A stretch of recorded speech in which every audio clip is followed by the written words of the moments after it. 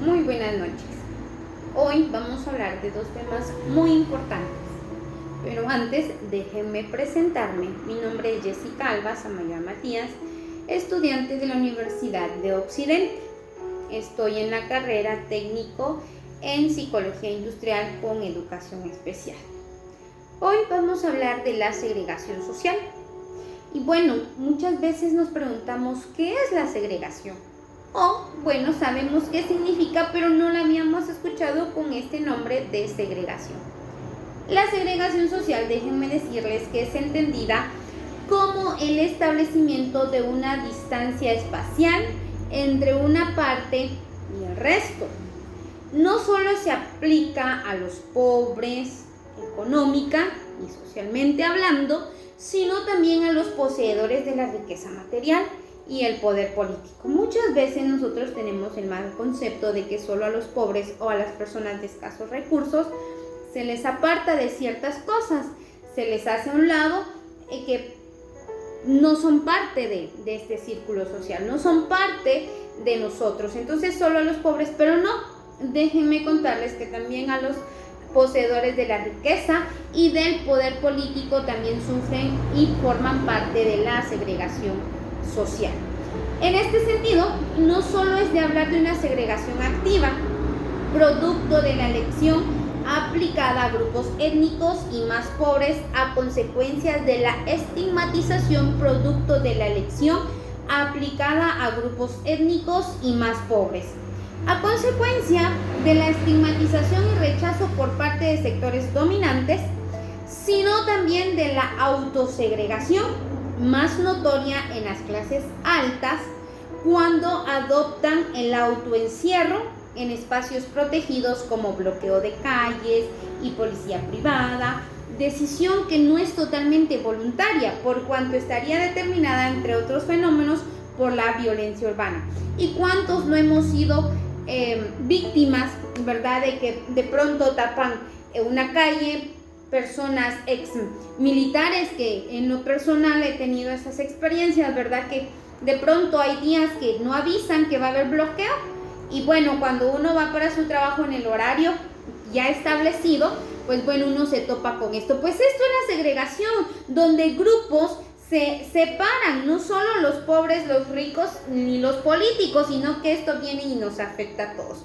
Cuando alguien viene y hace este tipo de paros, ¿verdad? Y a veces lo hacen nacional, cuando la economía se para totalmente. Entonces aquí vemos que la segregación social es parte de todos los guatemaltecos y de todo el planeta en sí. Entonces también vemos que hay paros que son voluntarios y hay paros que son involuntarios. Por ejemplo, las personas que están reclamando algo determinado, pues afectan a las personas que están en contra de eso, pero que al final nos afecta a todos, porque vemos el rechazo no solo de este grupo de personas que está pidiendo algo, la parte, ¿verdad?, del gobierno rechaza el llamado o rechaza lo que ellos están reclamando y nos afectan a los demás, quienes pues tal vez no tenemos idea del por qué están haciendo este paro. En otras palabras, el proceso de segregación social urbana, si bien obedece a causas estructurales como el aumento de la desigualdad, la pobreza, la violencia y la incapacidad del Estado. Considero que no es un tema nuevo para nadie el hablar de la violencia. Todos somos parte en algún momento o somos víctimas en algún momento de la violencia urbana. Es un fenómeno, ¿verdad?, que lamentablemente se está dando en nuestro país. Pero en otras palabras, el proceso de segregación social urbana obedece, ¿verdad?, a unas estructuras como el aumento de la desigualdad en nuestro país. Y bueno, pues es lamentable, pero humanamente nosotros hacemos de menos o escogemos, ¿verdad?, o somos así, de que si es pobre pues no me junto y si es rico pues aquí me va mejor. La pobreza en nuestro país ha ido cada vez en aumento. Lamentablemente somos víctimas de los empresarios y precisamente ya estamos viviendo, ¿verdad?, el inicio de las campañas políticas, de que ya el próximo año estaremos envueltos en todo eso. Bien, la violencia urbana en general puede caracterizarse como un conjunto de actos de poder entre individuos, grupos o sectores confrontados por su ubicación dentro de un determinado sistema de estratificaciones y diferenciaciones socioculturales. Vemos, ¿verdad?, la política, la economía, el territorio teniendo a una ciudad entera, ¿verdad?, como su entorno principal. Desde luego, si bien la violencia urbana se manifiesta en actos de poder, eso no significa que todo acto de poder implique violencia. Los resultados, pues, más evidentes de las tendencias segregacionistas urbanas contemporáneas en Guatemala son la violencia urbana, la anomalía social, la autosegregación y el autoencierro. Bueno, pues, ¿qué es anomía? Es un concepto psicosocial.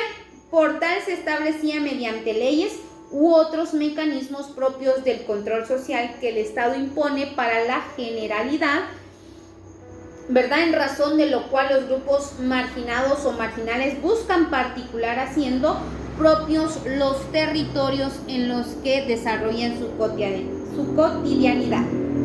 Por medio, ¿verdad?, entre otras manifestaciones de imponer sus propias normas y leyes. Las tendencias residencial más extrema en el contexto de la segregación social urbana en nuestro país lo constituye el proceso de paso de la ciudad abierta a las ciudades de núcleos residenciales, barrios cerrados.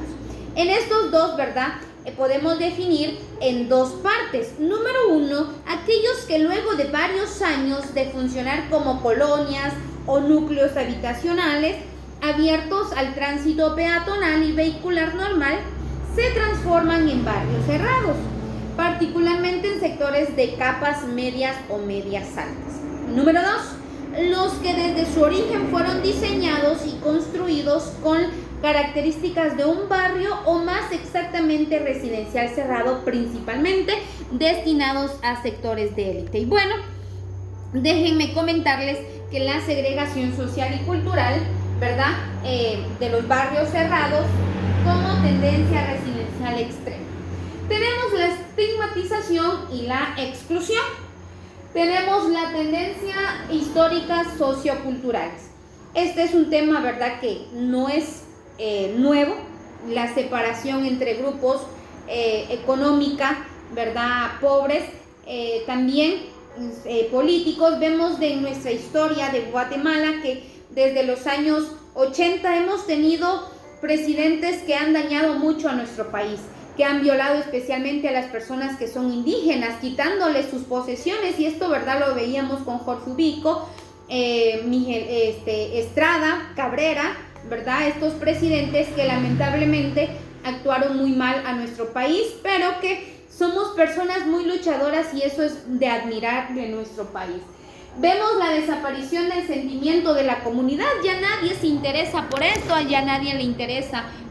Somos lamentablemente muy egoístas. Vemos la búsqueda de un estilo de vida diferente, reafirmación del estatus. Cada guatemalteco tiene ese deseo, o deberíamos tener eso, de querer cada día estar mejores, ser mejores personas, buscar un mejor reafirmamiento en nuestro estatus social. También somos criticados, ¿verdad?, por otros países, que Guatemala es un país muy conformista y debemos cambiar esto. Debemos nosotros, ¿verdad?, de demostrar que somos diferentes. Tenemos también como tendencias históricas socioculturales la violencia y la inseguridad. ¿Y cuántos de nosotros no nos sentimos inseguros hoy en día en el lugar donde vivimos? No importa el lugar en donde estemos, pero lamentablemente pues ya nos sentimos inseguros por la violencia. Las modas residenciales impuestas por los desarrolladores. Y por último, vemos el aislamiento del tráfico vehicular pesado que invade barrios y colonias, deteriorándolas, ¿verdad? Este es un tema que en lo personal, ¿verdad?, me enteré de un grupo de personas que estaba recolectando firmas de cierta colonia para evitar que los vehículos pesados pasen y sigan dañando de sus calles, ¿verdad?, que con mucho esfuerzo pues la municipalidad y ellos pues habían logrado construir. Número 2, vamos a hablar de las clases sociales, y es que habíamos hablado ya en un momento de este tema, ¿verdad? La estratificación o la creación de clases sociales en Guatemala. Podemos definir las palabras clase social, que se refiere a un estatus en el que las personas se manejan. Por ejemplo, las personas que tienen más ingresos se manejan en una clase social alta, ya que tienen acceso a sus necesidades básicas y también a comodidades que otras personas pues lamentablemente no tienen. Entonces, cuando nosotros decimos, bueno, esta persona tiene carro, esta persona tiene un sueldo que sobrepasa de los 5,000 quetzales, esta persona suple todas sus necesidades básicas, comida, vestimenta, luz, agua, internet, cable, pues esta persona pertenece a una clase social alta porque tiene todas sus necesidades básicas suplidas y además puede optar por otras comodidades que otras personas pues no las tienen. Entonces a esta clase social le llamamos clase social alta. Clases sociales es una forma de estratificación social en la cual un grupo de individuos comparten una característica en común. Y ustedes se preguntarán, ¿cuál será esta característica en común? Bueno, la característica común que los vincula social o económicamente, sea por su función productiva o social, poder adquisitivo o económico, por la posición dentro de la burocracia en una organización, ¿verdad?, destinada a tales fines. Bueno, déjenme contarles que Guatemala tiene una estructura social muy jerárquica con una reducida élite social y una clase media incipiente. Ambas son de carácter urbano, así como baja movilidad educativa y ocupacional. La estructura de clases, siguiendo el esquema, vemos, ¿verdad?, que podemos dividir las clases sociales como, número 1, la clase social media de carácter urbano, que representa únicamente el 9.2% de la población guatemalteca. Casi 1 de cada 10 guatemaltecos la integran prácticamente en igual proporción profesionales, universitarios, tanto independientes como asalariados, técnicos y personal de oficina con educación media.